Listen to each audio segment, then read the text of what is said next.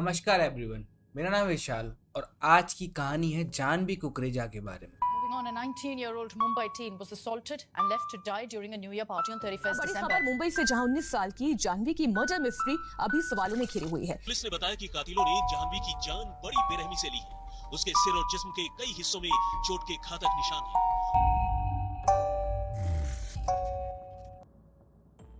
जानवी कुकरेजा एक 19 साल की लड़की जो कि मुंबई के खार इलाके में रहा करती थी। तारीख थी 31 दिसंबर 2021। इस दिन सभी लोग बेहद खुश थे और नई साल का इंतजार कर रहे थे। इस दिन जानवी थोड़ा ज्यादा ही खुश थी क्योंकि इस दिन जानवी के पापा का बर्थडे था, जिसमें जानवी ने अपने दो खास दोस्त श्री जोधंकर और दिया पंडलकर को इनवाइट किया था। ये दोनों जानवी के बेहद खास दोस्त थे और इनकी दोस्ती को करीबन 13 से 15 साल हो चुके थे, यानी कि आप कह सकते हो कि ये तीनों बचपन के दोस्त थे। बर्थडे पार्टी में केक कटिंग 7 बजे होने वाली, जिसके बाद ये तीनों दोस्त एक और पार्टी अटेंड करने जाने वाले थे जो कि इन तीनों के कॉमन फ्रेंड यश आहूजा ने न्यू ईयर सेलिब्रेशन के लिए ऑर्गेनाइज की थी। पार्टी मुंबई के खार इलाके में स्थित एक बिल्डिंग भगवती हाइट्स के 8th फ्लोर पर होने वाली थी। पहले तो जानवी के पेरेंट्स ने उसे जाने से मना कर दिया, पर जब जानवी की बचपन की दोस्त दिया ने उसके पेरेंट्स को अप्रोच किया तब उसके पेरेंट्स ने उसे जाने के लिए अलाउ कर दिया। पार्टी में कुल 15 लोग आने वाले थे, जिसमें से 5 लड़कियां तो जानवी के अपार्टमेंट में ही रहा करती थी। केक कटिंग होने के बाद जानवी अपने दोस्तों के साथ पार्टी के लिए निकल जाती है। वैसे तो पार्टी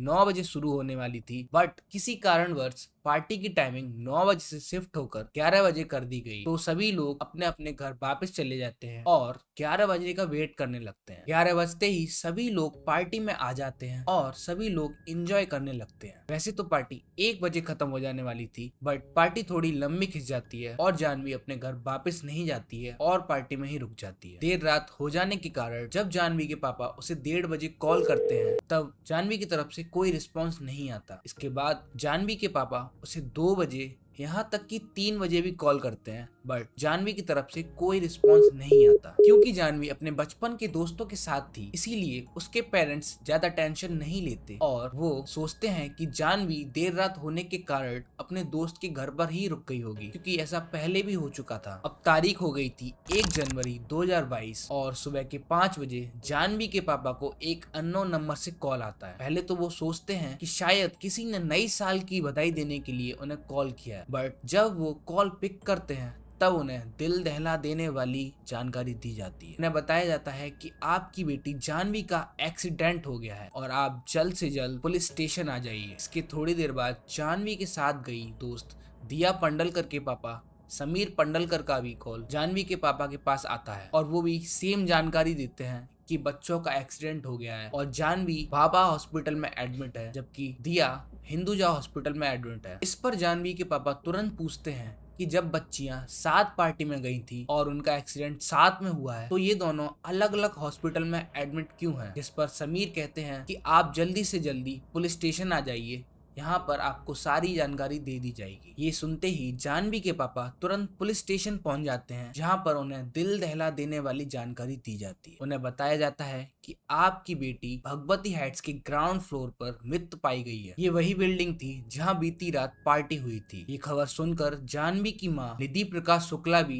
तुरंत हॉस्पिटल पहुंच जाती है, जहाँ पर जानवी की बॉडी रखी हुई थी। मौत की खबर के बाद जानवी की बॉडी का पोस्टमार्टम होता है, जिसके बाद जानवी की बॉडी उसके पेरेंट्स को अंतिम संस्कार के लिए सौंप दी जाती है। इस अंतिम संस्कार के दौरान जानवी के पेरेंट्स को एक बात बहुत खटकती है कि बीती रात जितने भी लोग पार्टी में शामिल थे वो सभी लोग जानवी के काफी क्लोज फ्रेंड थे। इनमें से कई तो जानवी के बचपन के दोस्त थे और आधे तो पड़ोसी थे। फिर भी ना तो कोई जानवी के घर आया और ना ही कोई एक पड़ोसी होने के नाते जानवी के पेरेंट्स को झूठी ही सही तसल्ली देने आया। अब जानवी के पेरेंट्स को शक होने लगता है कि जानवी की डेथ एक नेचुरल डेथ तो नहीं है, बल्कि जानवी की जान एक सोची समझी साजिश की तहत ली गई है। इधर पुलिस भी इसे अननेचुरल डेथ मानते हुए केस दर्ज कर लेती है और इन्वेस्टिगेशन शुरू कर देती है। पुलिस इन्वेस्टिगेशन में कई हिला देने वाले खुलासे होते हैं। पुलिस सबसे पहले पार्टी में मौजूद लोगों से पूछताछ करती है। पार्टी में यशना आहूजा भी शामिल थी।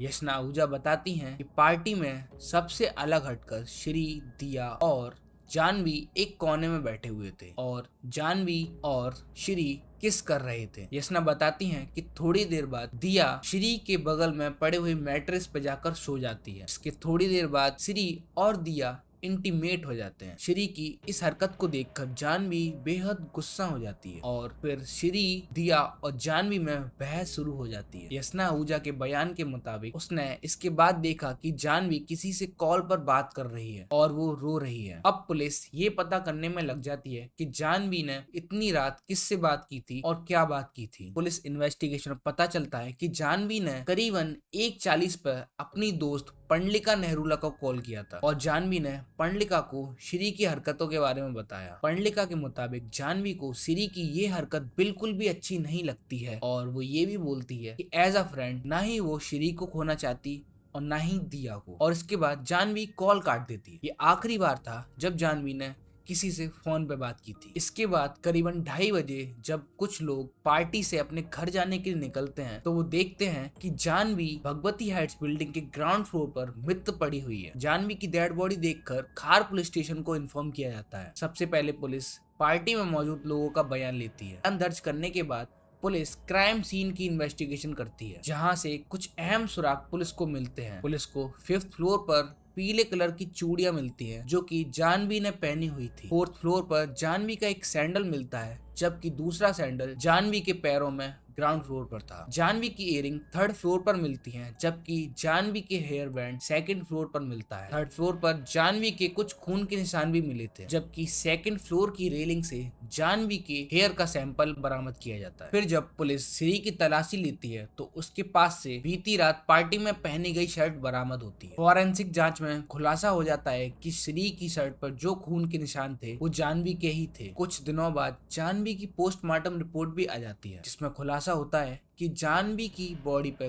कुल 48 जख्म के निशान थे और उसकी सर की हड्डी भी टूटी हुई थी। पोस्टमार्टम के मुताबिक जानवी की सर को कई बार सीढ़ियों की रेलिंग पर मारा गया था। जानवी के शरीर की कई बाकी हड्डियां भी टूटी हुई पाई गई थी। दोस्तों के बयान और जांच में जुटाए गए सबूत के आधार पर पुलिस श्री और दिया पर केस रजिस्टर करके जांच शुरू कर देती है। कुछ अहम सबूत और मिलने के बाद पुलिस इन दोनों को अरेस्ट कर लेती है। क्योंकि ये केस उस टाइम बहुत फेमस हो गया था, इसीलिए पुलिस हाल फिलहाल में जल्दी से जल्दी 600 पन्नों की चार्जशीट फाइल कर देती है। चार्जशीट के मुताबिक जानवी की डेथ एक एक्सीडेंटल डेथ नहीं थी बल्कि उसे बहुत बेरहमी से मारा गया था और उसे मारने का इंजाम किसी और पर नहीं बल्कि उसके बचपन के दोस्त / बॉयफ्रेंड श्री और दिया पर लगा था। मर्डर की वजह और भी ज्यादा शॉकिंग थी। पुलिस ने पार्टी में दर्ज सभी लोगों का बयान दर्ज किया और कुछ सबूत कलेक्ट किए जिसके आधार पर पुलिस ने दावा किया कि पहले तो श्री और दिया ने जानवी को बेरहमी से मारा और फिर उसे 2nd फ्लोर से धक्का दे दिया। दोस्तों के दावे के मुताबिक जानवी और श्री एक दूसरे को पसंद करते थे। दूसरी तरफ दिया पंडलकर जानवी की बेस्ट फ्रेंड थी, लेकिन जानवी की पीठ पीछे श्री ने दिया से दिल लगी शुरू कर दी थी। इसीलिए पार्टी के दौरान पहले तो श्री जानवी को किस करता है और उसके अगले ही पल श्री और दिया इंटीमेट हो जाते हैं। ये बात जानवी को अच्छी नहीं लगती और इस बात को लेकर इन तीनों में लड़ाई शुरू हो जाती है। इन तीनों में झगड़ा 8th फ्लोर से शुरू होता है और नीचे आते आते झगड़ा हाथापाई में बदल जाता है। पुलिस के मुताबिक इन तीनों में हाथापाई 5th फ्लोर पर शुरू हो जाती है और फिर श्री और दिया जानवी को बेरहमी से मारते हैं। झगड़े के दौरान जानवी भी अपना डिफेंस करती है जिससे दिया के ओठों में लग जाती है और श्री को भी कुछ चोट आती है। इसके बावजूद ये दोनों जानवी को मारते मारते 2nd फ्लोर पर लाते हैं जहां पर जानवी का सर कई बार 2nd फ्लोर की रेलिंग पर मारा जाता है और फिर उसे सीधे 2nd फ्लोर से ग्राउंड फ्लोर पर फेंक दिया जाता है जिससे जानवी की काफी दर्दनाक मौत हो जाती है। जब पार्टी से निकलते हुए जानवी के कुछ दोस्तों ने जानवी को मरा हुआ देखा तो उन्होंने सबसे पहले श्री को कॉल लगाया था क्योंकि उन्हें मालूम था कि श्री जानवी का बॉयफ्रेंड है। लेकिन पहले तो श्री कॉल नहीं उठाता और फिर जब उठाता है तो जानवी की डेथ की खबर सुनकर एकदम नॉर्मल रिएक्ट करता है। जब पुलिस श्री और दिया को अरेस्ट करके पूछताछ करती है तब ये दोनों जानवी का मर्डर करने से इनकार कर देते हैं और पहले ही दिन से कहते हैं कि पार्टी में उस रात जो कुछ भी हुआ उन्हें कुछ याद नहीं है क्योंकि वो सब नशे में थे। कमाल की बात तो ये है कि इस केस को करीबन 2 साल होने वाले हैं और अभी तक श्री ने और दिया ने अपना गुनाह कबूल नहीं किया है, बल्कि ये दोनों आज भी अपने उसी स्टैंड पर कायम है कि उस रात क्या हुआ उन्हें कुछ भी नहीं याद। दूसरी तरफ पुलिस को एक भी आई विटनेस नहीं मिलता है। मतलब पार्टी में 15 लोग शामिल थे, बट किसी ने भी इन दोनों को ना तो जानवी को मारते हुए देखा और ना ही सेकंड फ्लोर की रेलिंग से फेंकते हुए देखा। हालांकि कुछ लोगों ने इन्हें झगड़ते हुए जरूर देखा था। इन गवाहों के अलावा पुलिस के पास फॉरेंसिक रिपोर्ट और कुछ सर्कमस्टेंशियल एविडेंस थे, जिसके आधार पर पुलिस दावा करती है कि जानवी का मर्डर श्री और दिया ने मिलकर किया है। अभी तक दोनों आरोपी में से किसी का भी गुनाह कोर्ट में साबित नहीं हो सका है और मामले की सुनवाई अभी तक कोर्ट में चल रही है। 2022 के जुलाई महीने में इन दोनों ने बेल के लिए अर्जी दाखिल की थी, बट कोर्ट ने सर्कमस्टेंशियल एविडेंस को काफी स्ट्रॉन्ग मानते हुए इन दोनों को बेल देने से मना कर दिया। इस कारण ये दोनों अभी जेल में हैं। यहाँ पर जानवी की माँ का कुछ और ही मानना है। जानवी की माँ का कहना है कि जानवी और श्री अच्छे दोस्त जरूर थे, बट उनके बीच प्यार जैसी कोई चीज नहीं थी और जानवी की जान कोई सोची समझी साजिश के तहत ली गई है और उस वजह को छुपाने के लिए आरोपी उस रात जो भी हुआ उसे भूलने का नाटक कर रहे हैं। फिलहाल ये मामला कोर्ट में चल रहा है और इसका फाइनल रिजल्ट आना अभी बाकी है। अगर आपको हमारी मेहनत पसंद आई हो तो प्लीज इस वीडियो को लाइक कीजिएगा और चैनल से जुड़ने के लिए सब्सक्राइब कीजिएगा। अभी के लिए बाय, मिलते हैं अगली वीडियो में।